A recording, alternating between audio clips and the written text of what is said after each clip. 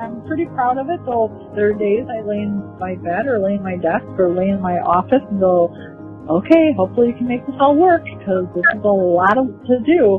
But again, I always have that determination. I said to my husband, if we had to take a second mortgage out on the house and I had to sell everything I own, there's no way I'm letting this business go down. It's just that framework I've had. Welcome to Beating the Odds, the podcast about successful minority businesses that will inspire, educate, and inform you. Your host is Mike Dewey, entrepreneur and founder of Hidden Star, a 501c3 nonprofit that has helped hundreds of minority entrepreneurs start and grow their businesses. Discover and celebrate minority business success with Beating the Odds. Hi, this is Mike Dewey, and on the show today is Lisa Anderson. And Lisa, how are you today? I'm doing great. Thanks for asking. Well, thanks for being here and sharing your story with all of our listeners and providing inspiration as we go. And can you tell us a little bit about you and yourself, and where you grew up, and education and all that? Sure. I grew up in a really small town in Wisconsin called Orfordville, Wisconsin. Most people don't know where it's at. It's about 1,000 people. I lived there with my parents, and I had 3 siblings, and I basically couldn't wait to get the heck out of that town. So I moved. I actually got married to somebody who I did not stay married to at the first marriage, but we moved, and I got out to Texas and Florida through the military with my first husband. But I definitely could not wait to get out of there.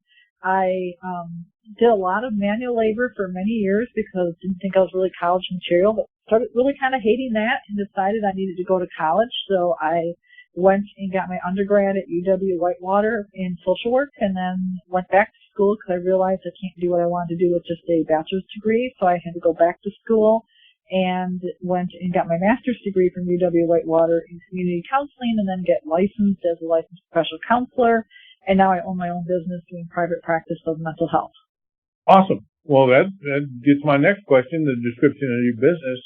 And so when did you start your company? And it's called The Healing Place? It's called The Healing Place. And, officially it kicked off in 2017, but I was doing some private practice along with my full-time job, which used to be the crisis supervisor for Outagamie County in Appleton, Wisconsin. And I was doing that job and then part-time doing this contractual work of private practice. But was really beginning to realize I didn't really jive with the owner, and I needed to potentially look at opening my own place, but wasn't sure if I could make that jump from guaranteed income, guaranteed benefits, to really not knowing what's going to happen. But really decided for my own benefit, both my mental health and just wanting to do different things with clients than what we could do in a government system, I took the leap of faith and jumped off and opened up my own practice. Well, it's scary and exciting all at the same time. Did you grow up wanting to own a business or be an entrepreneur, or is there anybody in your family or in your friend group that were entrepreneurs? No, my uncle was. He owned his own practice, but we were pretty distant. I didn't really know him very well. But otherwise, no. Nobody else in my family has owned their own business. I take that back. I guess my parents tried, but they didn't do very well at that. They weren't really cut out for that. But I didn't know if this would or would not work. It was a huge gamble. There were certainly a lot of tears along the way and a lot of lessons learned. But I was pretty determined that whatever it took to make it happen, I was going to make it happen. So if that meant I had to work 100 hours a week to do that, then that's what I would have to do. Well, that's the right attitude. So what was your first paying job? My very first paying job? Oh my gosh. I was very young when I started working. So I got a paper route when I was age 12. And I did that, but then I also babysat. So between babysitting and the paper route, I was actually making pretty good money for a 12-year-old. And then I did that, and then when I got to 14, I did some work around town for some businesses. And then at 16, I let go of the paper route, but still continued to do working around town, but then working in an office retail. So I've always had 2 or 3 jobs since about age 12. Was it a morning paper route or an afternoon paper route? It was a morning paper route, so I had to get up at 4:30 in the morning every day before school. And since it was a small town, I was the only one. It was the Wisconsin State Journal. I was the only paper route person, so I wrote about 8 miles a day, delivering those papers. I had a paper route. People just don't understand that, what you just said. That was awesome. You had those big canvas bags that fit over the seat? I actually invested into metal baskets over the back of the fender, so I wasn't handicapped. I was pretty small built. I was a pretty slender child, so that was hard for me. So I put those, and then I would put them right into that. Wow, that's pretty fancy. I didn't have anything like that. That's awesome. So get up 4:30 every morning. You know, clearly you've got an understanding of what it takes to be successful and all that. Now, so this is your first business, right? This is my first business, yes. Right. So when you were doing, you know, what you termed as manual labor before you went to college, is there something that led you into the mental health profession? Did you always want to do that? What dragged you into that space? That's a really interesting story. I've always loved to read, and I read a book when I was 12, so probably 6th, 7th grade, where it was called Lovey, and it was actually made into a movie too, but it was about this, I guess for lack of a better word, feral child that this teacher was trying to help, and she was in her school, and she was, couldn't speak and was just very wild, and it really spoke to me. Something about it made me really feel like, wow, this is something I want to do. I want to help kids like this. I want to help people like this. In some ways, I was kind of a feral child. Unfortunately, we were somewhat neglected and kind of left to our own devices. So I think I related to it in some extent. But I just wanted to be that person who helped these kids who are in such pain. And I just kind of knew that at age 12. And I always wanted to do that, but I wasn't very good in school. And I really didn't get much encouragement from my parents. And certainly teachers didn't encourage me because I didn't do very well to go on to college. So I just kind of assumed, well, I'm going to be this military wife and I'm going to have children and I'm not going to go to college. I'll just do these part-time jobs and travel the world. And, well, I got married at 17 and was divorced by 21 because it doesn't work out so well to get married at 17. And right. Then I had a child from that marriage. So now I was a single mom working manual labor jobs and hating every minute of it, but needing to put food on the table. And met my second husband, and married him at 25. And he's the one that really encouraged me of, you're too smart not to be going to school. You should be in college. You should be doing what you want to do. Because I'd always talk about, I want to be a social worker. I want to help children. And he's really the one that encouraged me to go into school and supported me to do that. Wow, that's fantastic to have support like that. And so when you started your business, did it require a bunch of money to get started, or do you just hang out a shingle and start helping people? It does require money. You have to buy furniture. You have to get equipment. There's certain things you have to do. You have to rent an office space. There's costs to starting it up. So what I did is I worked, when I was working at the county, I had just left the county to work at this other place. And I was going to work there 30 hours a week. And then also part of what I do is I train up other professionals, and I also do clinical supervision and some of those things and help with team building. So I do more than just mental health. So I was doing some of that. I'm plus in the middle of that, working at this other place, and then I realized we don't jive so well. So I continued to work for him as I built my practice up. So I always worked somewhere else as I built the practice up, so I used the money of my income to take care of my expenses of my family, but then that, whatever I was making, I would put back into the business to keep building that business to the next level, so that I've always been able to create the business to continue to grow while working somewhere else. It's only recently now that it's really the business money I'm using to continue to expand. Normally I worked somewhere and kept the income for the family while I built this up, and it was probably 2-3 years of having to work a lot of extra hours and a lot of extra days between two places to get this business up and running to being feasible and actually finally making a profit. Well, that's awesome. That's incredible. So you started in 2017, and were there moments when you thought this just isn't going to work? I've made a terrible mistake. there's moments still that I have those thoughts. So there's probably once a week that I put my head down on the table saying, why did you do this? But definitely in 2017 and 2018, a lot of mistakes were made, a lot of lessons were learned. In some ways, COVID helped me because we were able to quickly switch to telehealth because I had already had that up and running, and more people were looking for therapy. So in a very unfortunate situation helped my practice grow.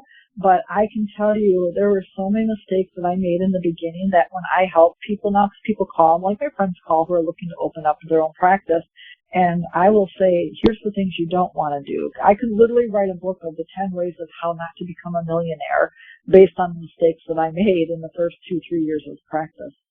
Well, you'd sell at least one. I know I'd buy it. So when you first started the business, how did you start getting the word out? Well, fortunately for me, I had clientele already because I was in this other practice. So when I was moving over, they moved over with me.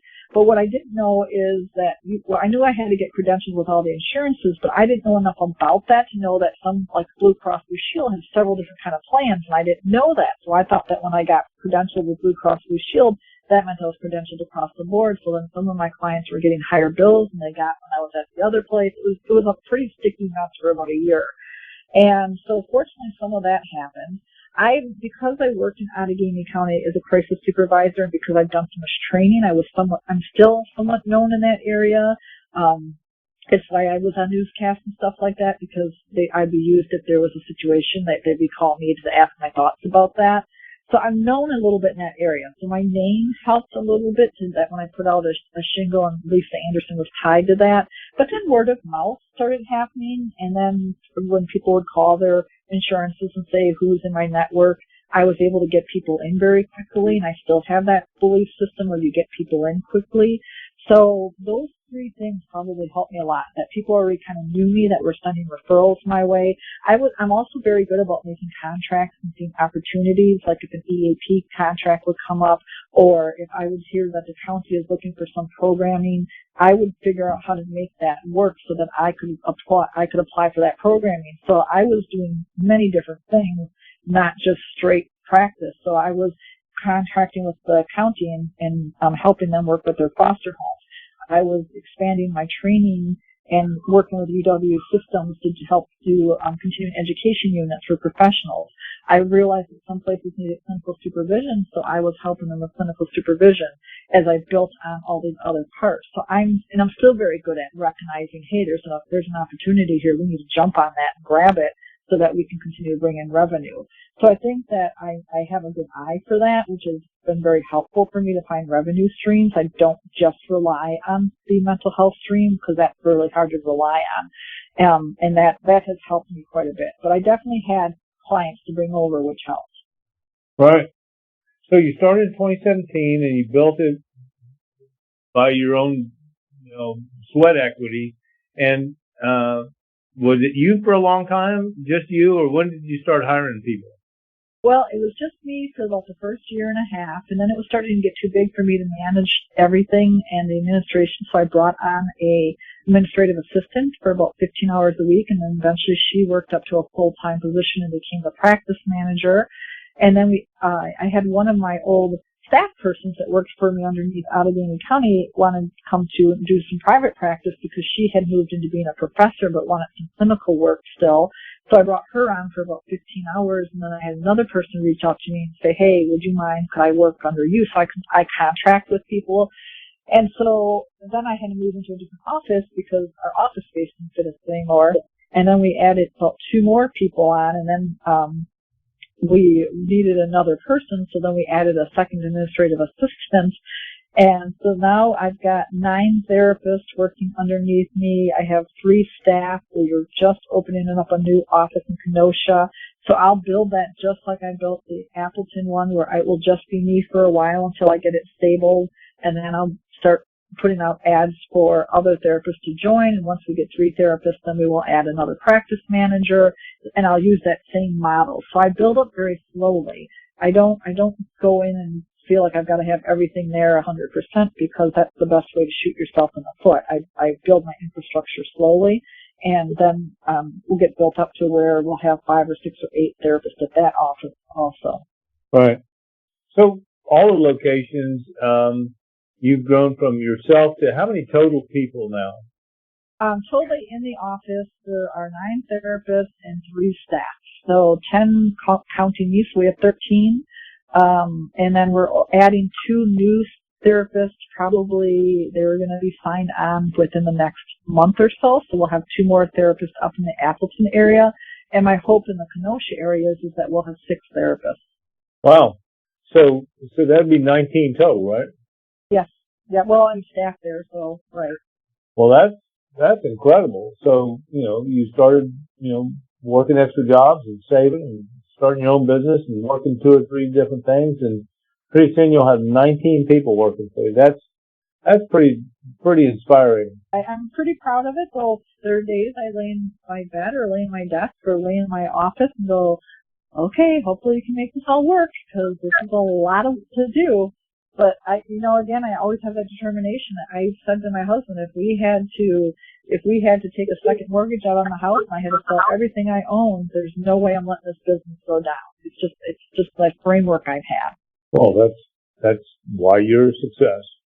So there's probably a lot of stuff you can't talk about, but in your journey from one location, you're paying for it, you're working extra jobs to buy furniture and things like that, there's got to be some pretty funny things that happen. What's the funniest thing that's happened to you so far? The funniest thing that has happened to me? Oh my gosh. I think the biggest thing that I made the biggest mistake of is we were trying to get into our new office space we went from Appleton to Neenah, and I don't know how I did this, but for some reason I made the decision that the furniture would be there before the office was open. So, and I don't know how I got my dates mixed up in my head, but somehow I did. So we had to have all the furniture for the 6 offices be delivered to our house. And so our house was to a point of so full of furniture, we couldn't really move around it. And my husband was like, how could you have made this mistake? And I'm like, I don't know. Somehow I just got it in my head that we were going to be in the office by this date, not 2 weeks from now. So I think that's probably one of the more funnier mistakes that I made, where I wasn't really thinking about timeline and caused my husband to have to live uncomfortably for a few weeks. And he reminds me of that frequently. So that's probably one of the things. As far as like staff and clientele, I think we laugh. I mean, I think people often think of mental health as a heavy subject, but I laugh and joke with my clients and staff pretty much every day.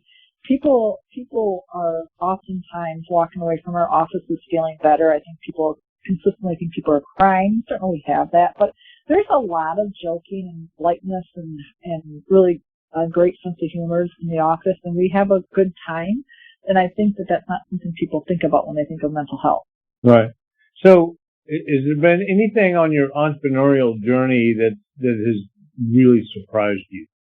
How hard it is, how exhausting it can be, that the level of commitment that you have to put in there, and actually how many times people doubt you and will tell you can't make it and that you shouldn't do it, and really discourage you from it. That was a little surprising. People I thought would be my strongest supporters were actually turned out to be people who were really encouraging me that it's probably going to fail, I shouldn't do it, I shouldn't walk away from a good paying job, which was a little discouraging.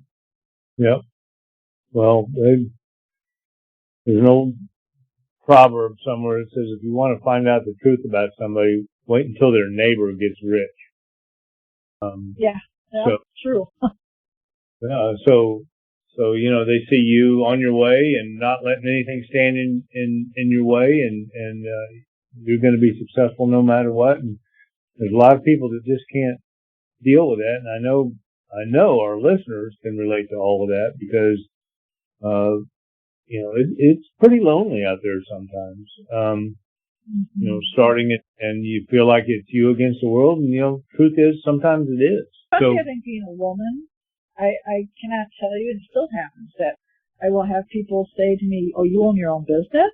Or they'll say, well, is your husband your partner? Or don't you have a partner? Like, it shocks people to find out it's me that actually runs right. the business and takes care of the business. And yes, I'm a female, and yes, I'm doing this all by myself, and yes, I had to figure things out and learn it all. It amazes me how often that surprises people.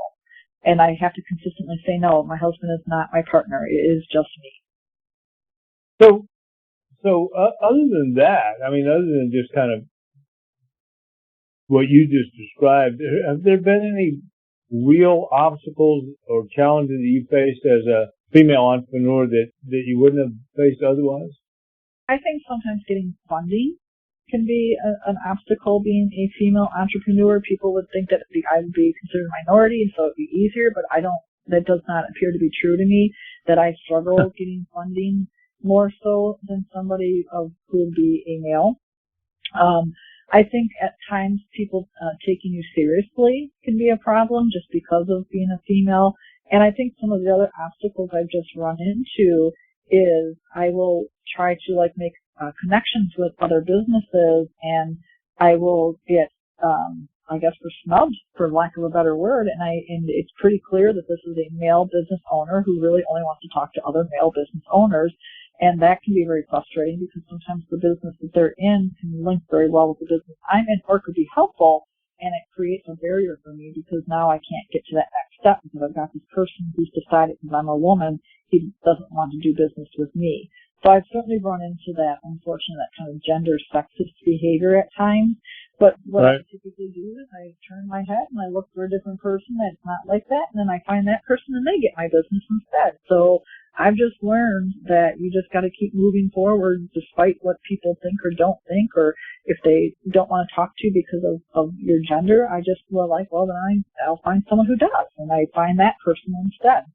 Well, that's exactly the way to do it. So if you had to pick, I mean, obviously you're a talented professional, but if you had to pick which is more important or has been more important for you, is it talent? Is it the way you do your job, or is it ambition or luck or what? I would say a little luck, but I hate giving luck too much credit because there's a lot of work that goes into this. I would say for me, I think I'm a good clinician. Do I think I'm the best clinician? No, I actually think I have clinicians who work for me that are much better clinicians than me. I think it's ambition, and I seriously watch for opportunity, and I'm not afraid to try it even if I don't know what the heck I'm going to do. I've signed up to so many contracts that I wasn't even sure if we could do the contract or how to do the contract, and I didn't care. I knew I would figure it out. I wasn't going to lose the opportunity. And so I'm willing to take chances and gambles, and I'm willing to take risks. And I think if you can't do that, it's hard to be a small business person. You've got to be willing to take risks and be okay with that. Bingo.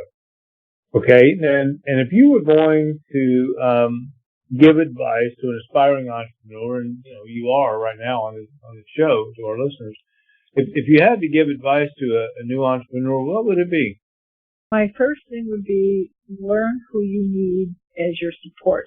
I didn't get an accountant and an attorney right away, and that was one of those mistakes I was referring to earlier, that I probably lost a lot of money because I didn't do that. I wish I would have known to do that right away. I was trying to be cheap and not do that, and I ended up paying the price for that. I would say be willing to ask for help when you need it, and not think that was another mistake I made, is I thought I had to do it all on my own, wouldn't ask for help, but I was getting so overwhelmed, it was getting difficult for me to make decisions. I would say continue to go for your dream, even when everyone tells you you can't do it, because there's a lot of people who say can't do it, so they'll tell you can't do it, when you can do whatever you decide to do. You just got to you've got to be willing to put the time and energy into it. If you think you're going to start this business and in 2 months you're going to be making money or you're going to be off and running, you're sadly mistaken, and you're going to get discouraged. You've got to know there's a lot of hard work and a lot of sacrifice that has to be put in. Missing a lot of events. I've missed time with my family. There are a lot of things I had to give up to make this work, and I'm glad I did because it's moving very nicely now, but I really had to put time in. So know that you're going to be putting time and energy into it, but if you believe in yourself and you believe in what you're doing, you're going to go places. It's going to work. Great advice, always. So, especially coming from somebody who pulled themselves up and have made a heck of a success out of it. So thank you very much for that. And if anybody wants to get in touch with you or with your clinical services or otherwise, how would they do that? They can go to our website, which is www.ahealingplacecc.com, and they can contact us through there, or they can also call our office number, which is 920-725-1234. Perfect. Well, listen, thank you very much. What a great story, and I feel certain you've inspired folks. Heck, you've inspired me. So thanks for your time, and we will check back with you soon. All right, thank you.